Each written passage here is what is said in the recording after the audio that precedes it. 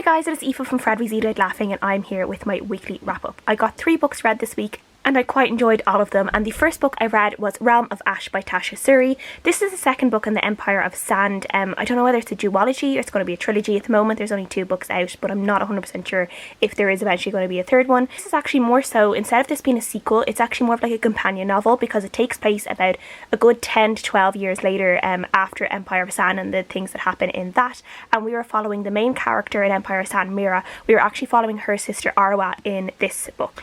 And when we first met Arwa in Empire of Sand, I think she was only about 6 or 7, and now in this book she is a grown woman. She has been married, she's now a widow, and she's still quite young. She was only married for a little while before her husband died, and she is kind of starting to figure out who she really is and the type of magic that runs in her blood, in the same way that Mira, her sister, figured it out in the first book. These books are set in this kind of Middle Eastern inspired world, fantasy world, and in the first book we learn that there are kind of these kind of like magical creatures that seem to appear in this land that people are really afraid of, and Arwa and her sister Mira are actually the type, whatever type of kind of race of people they are, called the Amarithi. They are actually able to kind of commune with these demons. The Amarithi people are actually kind of thought of as kind of savages, and they aren't looked upon very well. They're often mistreated, sometimes even killed, and there's basically a lot of racism against the Amarithi people. So Arwa, her entire life, has basically been hiding the Amarithi side of her, and she's been pretending that she isn't Amarithi. And now we are following Arwa as she, first of all, she travels to a particular area that is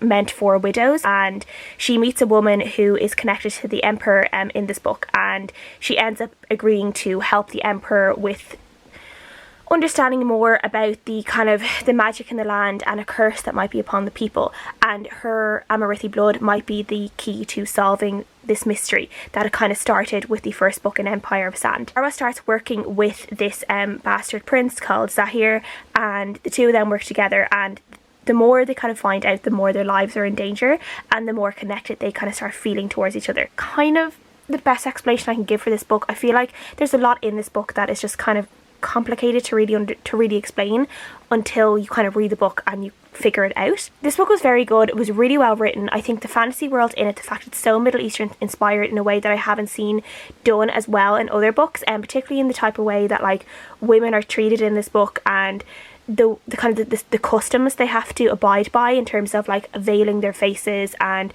the way they have to interact with men. And it's really interesting to read and really interesting to see the fantastical elements that are given to this world. I really enjoyed seeing more of the Empire and the Emperor and the Emperor's family and the actual Emperor's court in this book, because we hear a lot about it in Empire of Sand, but we're so far apart from it. We're just hearing about it. So being able to actually see it and be in it in this book, I felt was really great, and I really felt like it satisfied my need for knowledge about the Emperor that I felt in the first book. While these books are really well written, like they are so well written, and I just think, and the magic and the kind of the world building and just the way it's written, it is a really well written book. There's something in these books that are just missing for me, and I just can't figure out what it is. I like it, but I just don't love it. I don't feel that like real love for the book and for the characters. I feel like I'm a little bit at a distance from them, and I'm not sure what it is. I think it's just that I have not clicked with the world and with the characters. And I do actually I was quite surprised when I did realise that this was more of a companion novel than a sequel, because I feel like not everything was really wrapped up in Empire of Sand that I wanted to be wrapped up, and then this is like more than 10 years later and there are still so many questions about what happened in the first book. And I feel like in this book as well, I didn't really get the answers I wanted by the end of it. There was still so much left to be done, which is why I'm not sure if there's going to be a third book or not. So while I do enjoy the writing and I do enjoy the magic in it, I just feel like there's still so much left to be said in these books, and I kind of feel like I'm always left wanting a little bit more, but in the same way I don't really feel like I love the book enough to really be bothered by it either. But these are really well written books, and I do, if you are looking for a really great fantasy read, and particularly a Middle Eastern inspired fantasy read, I would definitely recommend picking these books up because they are so interesting. And I gave this a 3.5 out of 5 stars. The next book I read was a historical fiction book called Days Without End by Sebastian. This is a really interesting book that my thoughts about it really changed in the course of reading it. It's quite a short book. It's less than 300 pages, and we are in kind of Civil War era America, and we were following actually an Irish character called Thomas McNulty, who has come over from America. He comes over to America as a young boy from Sligo in Ireland during the famine in Ireland, like a lot of Irish people who emigrated, and he ends up meeting this other young boy called John when the two of them are quite young, and they go into this mining town and they end up getting this job basically to dress up as women and dance with the miners in this town. And that's how they kind of grow up their formative years until they're kind of basically too old to pass as women anymore, and they end up joining the army together, and in the army they fight against the Native Americans, and then eventually they end up going into the Civil War. This book is very much a literary book. It's not a true historical fiction book. It's more a literary book with historical fiction elements in it.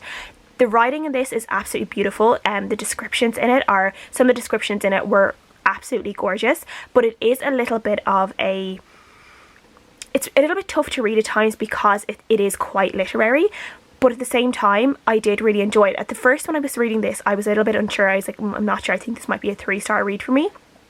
But the more I read it and the more I started to get to know the main character, who's Thomas McNulty, and his relationship with John, and how their relationship isn't exactly what we think it is at the start of the book, and how we find out more about their relationship, more about Thomas's gender identity and how he explores that, and then like this little family the two of them create with this Native American girl that they adopt as their daughter.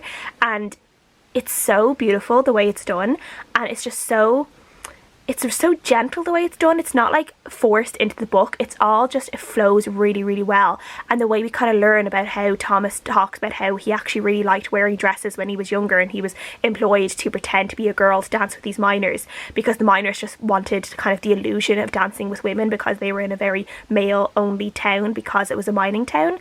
And Thomas kind of from there kind of learned that he actually quite liked wearing dresses, and this was something he enjoyed doing, and he liked pretending to be a woman. And then he never says in the book that he wants to be a woman, but it's very much implied that he, maybe that is, if he could have the choice that people have now, he probably would choose to be transgender. He probably would choose she, her pronouns, but that isn't really stated in the book, which is why I am using he pronouns in this, though maybe I should be using they. I'm not really sure. I must actually see if Sebastian Barry has talked about that at all in interviews or anything. But the way it's written is just, it's really beautiful, and the more I read, the more the heart of the book really revealed itself to me, and the more I really enjoyed the story. And there's actually a sequel to this book that's coming out this year, and it focuses on more so on the daughter Winona that John and Thomas have adopted and raised, and I think it follows more on her than John and Thomas, but I'll definitely be picking that up when it comes out, because this one was just one of those ones that kind of surprised me. I thought it was going to be a 3-star read, it ended up being a 4-star read, and it's definitely one of those ones that I think I will think about for quite a while, and just the subtle ways that identity and diversity and how it was just placed into it was really great. I will say there are some really tough scenes in this book due to obviously the nature of Thomas and John's involvement in the army and the fact that they are fighting against Native Americans. I find it very uncomfortable reading about this era of time in American history, and the way obviously white people fought against Native Americans and the way they talked about them, and it always makes me, it's one of those things that always makes me really uncomfortable in books, and it is just what happened and we can't deny that, but it definitely is not particularly nice to read. And there are some scenes in this where there is just absolute slaughter of Native American tribes, Native American women, children, defenseless people by white men. That is just, it's very upsetting to read.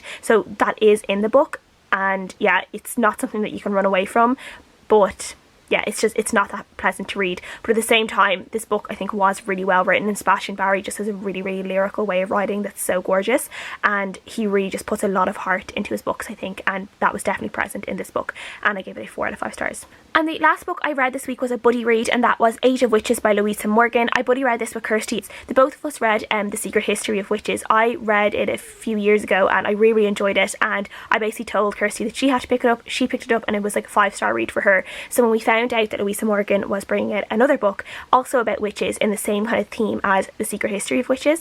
We both knew we wanted to read it, and we decided that if we got it on NetGalley we would buddy read it together, and that is what we have done. So The Age of Witches follows basically a family of witches called the Bishops, and they are originally kind of start off from this woman called Bridget Bishop who is burned for witchcraft in Salem. About Bridget at the very start of the book, and then we kind of skip to around 1890 where we meet Harriet Bishop from Bridget's line, and she is also a witch. She's a herbalist in New York City, and she's keeping an eye out on her great niece called Annis, who she's kind of waiting to see if Annis seems to have signs of also being able to practice witchcraft.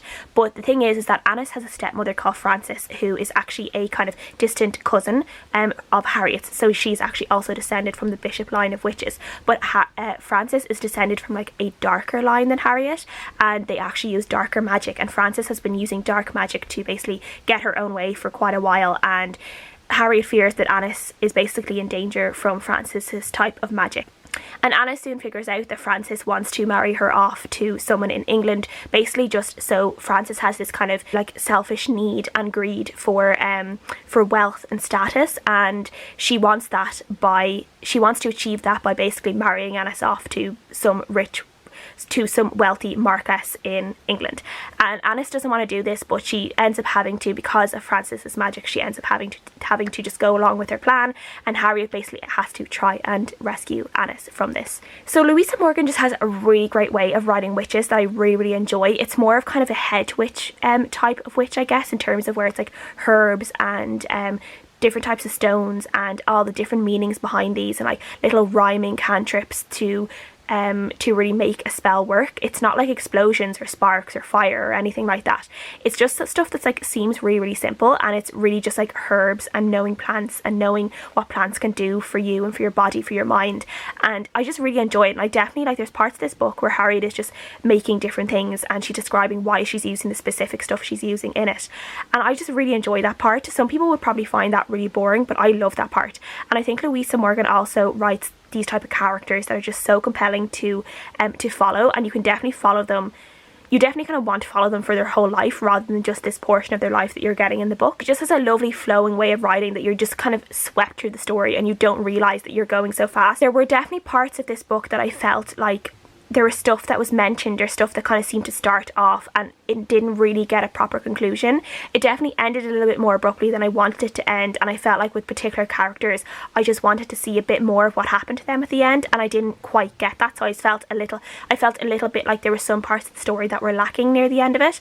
I definitely think in terms of stories, The Secret History of Witches is a little bit better, but if you do like this kind of real natural head witch type of witchcraft, this book is absolutely brilliant. I gave this a 4 out of 5 stars, and I really enjoyed it as well. So that's everything I read this week. Please let me know what you guys read, if you enjoyed the books I read, and what you think. I hope everyone is having a lovely week. Thank you guys so much for watching as always, and I'll see you guys again next time.